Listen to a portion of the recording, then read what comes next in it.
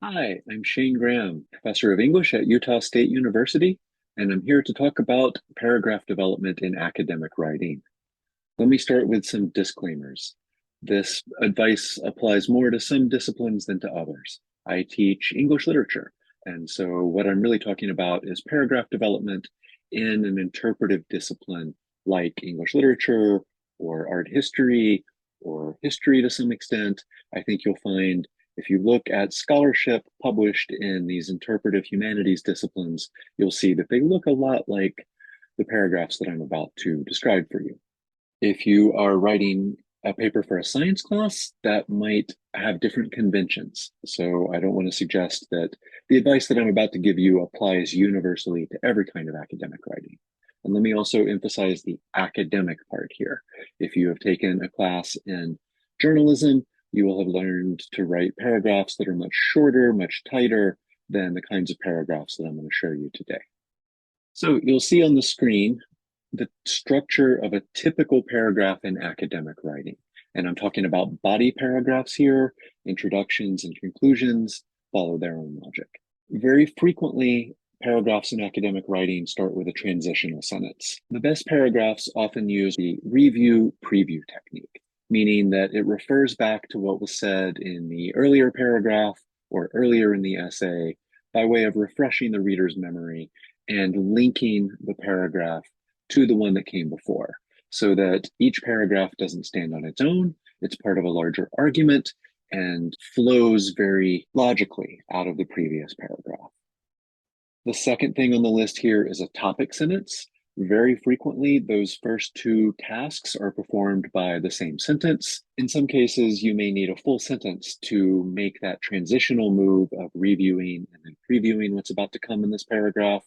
In other cases, you might be able to do both of these jobs with one single sentence. The topic sentence is usually the most important sentence in a paragraph.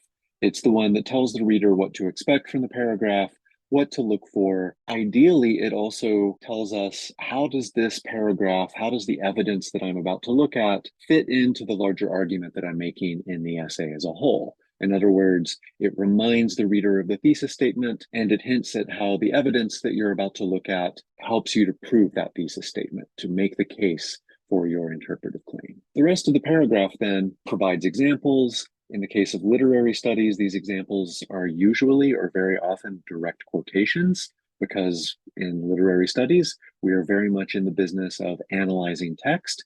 And so show me the text, quote directly from the poem or the novel or the play or the short story. And then the next item on the list is analysis, that it should not just leave the quotations to speak for themselves, but to read them in terms of the student's own interpretation as it was laid out in the thesis statement for the paper as a whole. Having done that work, the end of the paragraph ideally then pulls back a little bit, zooms out from the specific examples that you've been looking at and generalizes and helps the reader to see how does this all fit into the larger argument. You might look at this list and think, wow, that's a lot of work for one paragraph to do. And you're right. And this is why paragraphs in academic writing tend to be longer and denser than the ones that you'll find in journalistic writing or the paragraphs that you find in scientific writing, because you're developing an argument with each paragraph, linking it to the larger argument as a whole. That's a lot of work for one paragraph to do. And so very frequently you'll find paragraphs in academic writing are a half page, maybe even a full page long. And that's okay. That's what we're looking for because we're asking you to dive deeply into textual detail and to draw some larger conclusions from it. Having walked you through the structure, now let me show you an example. And this is from a student paper that was actually submitted for my literary analysis class several years ago. I asked the students' permission to use this paper as an example in my classes going forward. First of all, just to give you a sense of what the student is writing about in this essay, the topic of the paper was Richard Wilbur's poem, The Writer, from 1969. And the scene is a father looking in at his teenage daughter who is writing a short story, and he feels a sense of pride, but also a sense of the daughter growing up, and there's a certain kind of nostalgic sadness. The student titled this paper, The Writer and His Metaphors. And I'm going to skip the first few sentences of the introduction and dive straight into the thesis statement that comes at the end of this first paragraph. In The Writer, Richard Wilbur uses two extended metaphors to explain that parents need to allow their children to make their own decisions and learn from personal triumphs and mistakes. So that's the claim, the interpretive argument to keep in mind as we look at some of the body paragraphs in the essay. I just want to show you two of those paragraphs. Wilbur's first extended metaphor in The Writer implies that the narrator's daughter is starting out on a journey.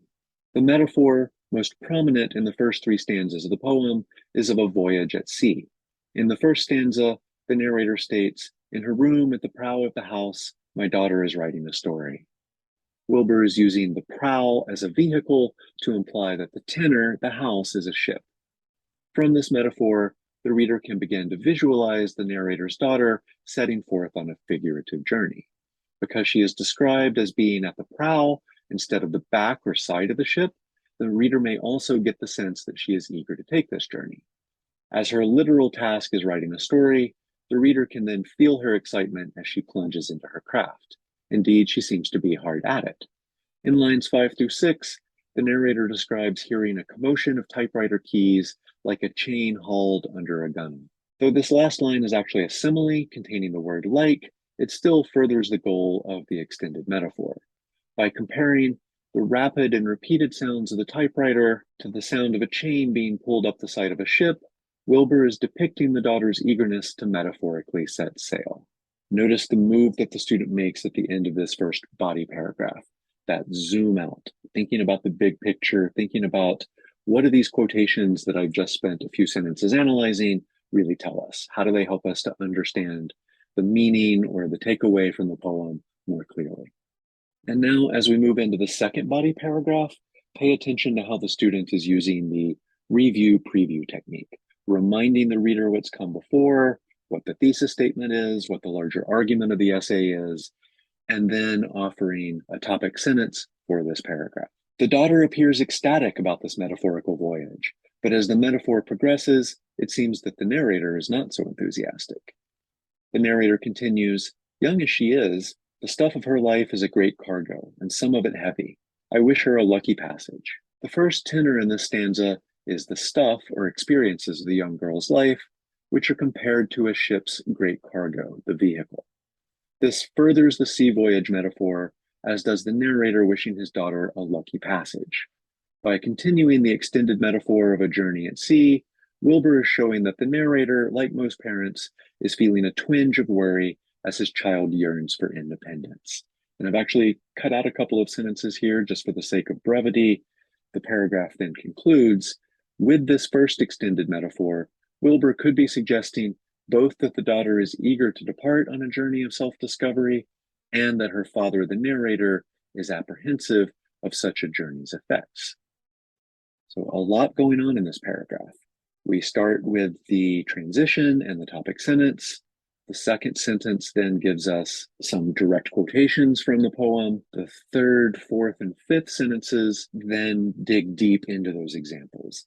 The student doesn't make the quotations speak for themselves, doesn't assume that the reader of her essay understands how these examples relate to the thesis statement for the essay as a whole.